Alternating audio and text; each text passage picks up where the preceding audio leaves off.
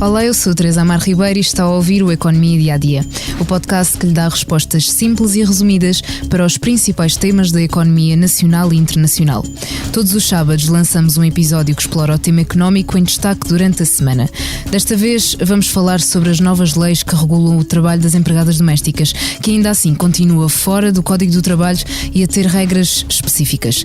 Se tiver uma empregada doméstica, mesmo que a tempo parcial e não a declarar à Segurança Social, é agora considerado crime, desde a entrada em vigor das alterações ao Código do Trabalho no primeiro dia de maio. Pode ser punido com pena de prisão até 3 anos ou uma multa que pode chegar aos 180 mil euros.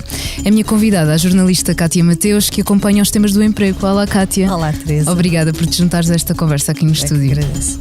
Historicamente, os trabalhadores domésticos têm uma legislação à parte. De facto, as especificidades inerentes ao exercício da atividade do trabalhador doméstico estão obrigados a fazer comunicação à Segurança Social no prazo de 6 meses a partir da admissão do trabalhador. Se não o fizerem, incorrem na suscetibilidade da aplicação de uma pena de prisão que vai até 3 anos, mediante a alteração que foi introduzida ao regime geral das infrações tributárias. Eu diria que vai ser quase impossível, porque não estou a ver a ACT bater à porta da casa das pessoas, primeiro para saber se tem empregada doméstica e segundo se está tudo legalizado e segundo, eu só vejo aqui a possibilidade de os próprios trabalhadores fazerem uma denúncia ou junto ao Ministério Público ou eventualmente à ACT, ou então irem recorrer a um advogado que ponha uma ação contra a entidade empregadora. Começamos então no trabalho doméstico. O trabalho doméstico não está diretamente inserido no Código do Trabalho, mas há medidas que dependem exatamente dessa legislação. Na prática, como é que isto vai funcionar, Cátia? Sim, o facto de as relações de trabalho doméstico estarem sujeitas a um regime específico autónomo, diríamos assim, não significa que elas não estejam de uma forma ou de outra abrangidas pelas regras do Código de Trabalho. Estes regimes autónomos o caso das empregadas domésticas ou do serviço, dos trabalhadores de serviço doméstico, porque embora as mulheres estejam claramente em maioria neste serviço, não é naturalmente uma profissão exclusiva das mulheres, existem para enquadrar as especificidades próprias de cada atividade. Pronto. Na verdade, as alterações agora introduzidas à lei, o que determinam é que em tudo aquilo que não esteja previsto no regime específico do trabalho doméstico, terá de ser aplicada a norma do Código de Trabalho. Isso era uma coisa que, no fundo, de algum modo já se fazia, mas que não era explícito na lei. E agora passou a estar. Pronto, portanto, estando fora do Código de Trabalho ou tendo um regime autónomo, não quer dizer que se sobreponha ao Código do Trabalho. Tem só essas regras específicas. Exato. Este é o único setor em que esta situação acontece? Não. Há vários regimes específicos autónomos à lei do trabalho, em várias outras profissões, aquelas em que, como te explicava, têm características mais específicas que precisam de um enquadramento mais diferenciado. Por exemplo, o regime dos trabalhadores desportivos, o regime também dos trabalhadores marítimos, entre outros, que não foram incluídos no Código no processo de unificação legislativa que tem vindo a ser feito. Mas também acabam por depender dele, de certa forma. Sim, o Código de Trabalho é a Lei Geral do Trabalho, não é? Portanto, é aquela lei chapéu que depois agrega várias outras. E tem havido um esforço da parte do legislador, ou uma intenção clara da parte do legislador, que é muito clara, até muito objetiva nesta última revisão legislativa, de aproximar estes regimes autónomos que existem da lei geral. Ok. E também gostava de perceber quais é que são as principais diferenças entre as leis que entraram agora em vigor a 1 de maio e aquelas que estavam em vigor antes. Pronto. Então, há várias alterações de fundo que vêm no essencial reforçar a proteção dos profissionais de serviço doméstico. Umas decorrem das alterações ao Código de Trabalho. Exatamente. E outras decorrem de algumas alterações também introduzidas ao regime específico que enquadra as relações laborais nesta área do serviço doméstico. Eu começaria se calhar pelas últimas, para depois chegarmos ao Código de Trabalho, que é se calhar aquela medida mais emblemática. Certo. E que mais se tem falado. Bom, desde logo foi reduzido o limite máximo do período normal de trabalho dos trabalhadores de serviço doméstico, que era de 44 horas semanais, para 40 semanais, aproximando-se assim daquilo que é o regime previsto no Código de Trabalho. Não é? Exato. Pronto, portanto, essa foi uma primeira alteração que entrou em vigor a 1 de maio. Depois, os trabalhadores de serviço doméstico, e aqui não há limitação sobre se estamos a falar de trabalhadores que estejam em serviço doméstico alojados na casa do empregador ou não, não é? Têm direito, sem prejuízo da retribuição, ao gozo de férias e feriados previstos no Código de Trabalho. Portanto, antigamente também, não tinha. Sim, era diferenciado. Há também alterações ao nível da cessação de contrato. Nos casos em que o contrato cesse com fundamento na insuficiência económica do empregador ou porque se tenham alterado substancialmente as condições. Imaginemos, por exemplo, um empregador que vai trabalhar para outra cidade. E, portanto, isso é uma justificação naturalmente para cessar o contrato, porque deixa de ser possível manter aquele trabalhador se ele não quiser naturalmente acompanhar a família. Não é? E é necessário algum pré-aviso? Era isso que te ia dizer. Portanto, houve algumas alterações aqui introduzidas.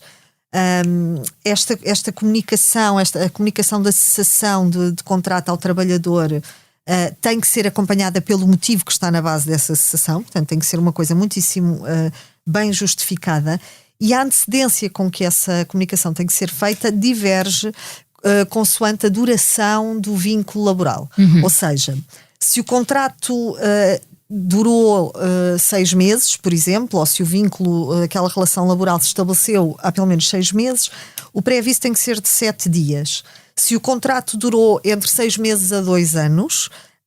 o pré-aviso passa para 15 dias e se for superior a um período de 2 anos, portanto, se o vínculo com aquela pessoa, se aquela pessoa trabalha para nós há mais de 2 anos, temos que garantir que o pré-aviso é de 30 dias pelo menos. Ok. Depois, além desta alteração, temos ainda uma outra que introduz no leque de motivos possíveis para a resolução do contrato por parte do trabalhador, portanto, ser o trabalhador a denunciar o contrato antes do tempo, passa a prever expressamente a prática de assédio, seja pelo empregador ou algum familiar deste. Okay. Pronto. Nestes casos, em que seja reconhecida essa prática de assédio como justa causa para o despedimento, além da cessação do contrato, o trabalhador terá ainda direito a uma indemnização, provando-se judicialmente a justa causa desse despedimento. Essa indemnização, será de valor correspondente a um mês de retribuição por cada ano de trabalho. Além disso, e agora sim, no Código do Trabalho, esta talvez tenha sido a alteração mais mediática introduzida agora, e é assim a que decorre diretamente o Código de Trabalho, e nós temos sinalizado muito o seu relacionamento ou a sua relação com o trabalho doméstico, mas a verdade é que esta regra vigora para todas as profissões. Portanto, o Código de Trabalho, a revisão legislativa agora introduzida, criminaliza o trabalho não declarado. O que é que isto quer dizer? Quer dizer que a partir de agora, seja em trabalho doméstico, seja em qualquer outra profissão, o empregador que não declara à Segurança Social um trabalhador incorre em pena de prisão ou numa multa, que era a tal multa que falavas, até 180 mil euros. Isso depois varia consoante a condição económica do agregado familiar. O mínimo rondava os 500 euros, não era? Sim. Aquilo tem um cálculo de valor por dia. Exato. E varia depois entre o escalão remuneratório do empregador, no caso. E, portanto, na prática... o empregador já estava obrigado a declarar, não é? O que acontece agora é que não declarar passa a ser crime. Crime, exato. E, portanto, passa a dar lugar à prisão ou uma indemnização que pesa. Não é? Portanto, o empregador tem de declarar à Segurança Social que tem aquela pessoa empregada a fazer trabalho de limpeza ou o que quer que seja na sua casa. Não é só limpeza, pode ser cuidar de idosos, porque o serviço doméstico enquadra vários patamares.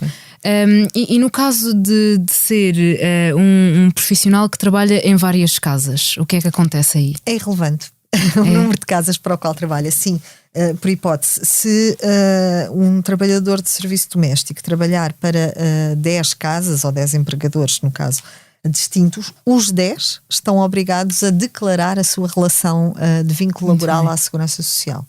e a pagar naturalmente, a assegurar, a garantir o pagamento das respectivas contribuições sociais pela prestação desse serviço. Certo. Então aqui, Kátia, a grande questão que se impõe é como é que isto vai ser fiscalizado e por quem?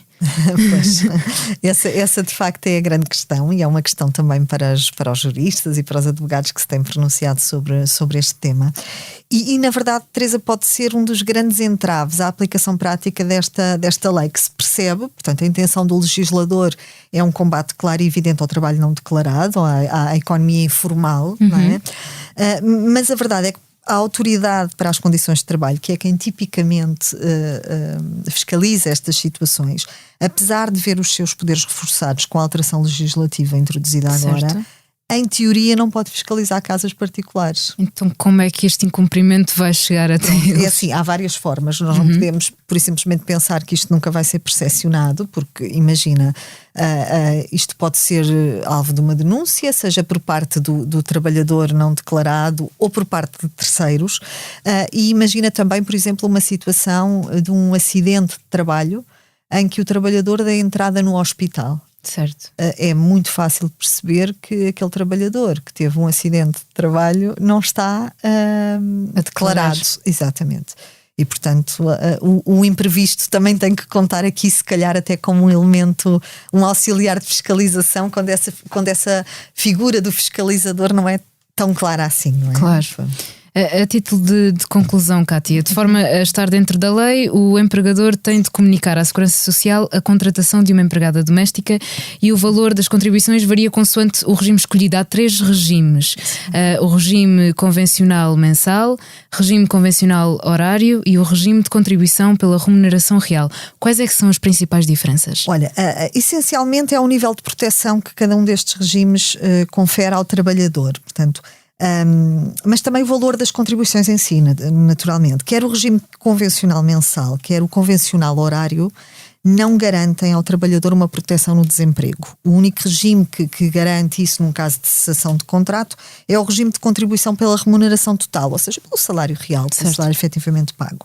Depois há a diferença em relação ao valor da contribuição. Por exemplo, no regime convencional mensal, o valor da contribuição é calculado mediante a aplicação de uma taxa de 28,3% sobre o valor do indexante dos apoios sociais, que é inferior ao salário mínimo nacional, como se sabe. Portanto, em 2023 são 480,43 €. Portanto, é aplicada uma taxa a este montante. Lá está, não confere proteção no desemprego.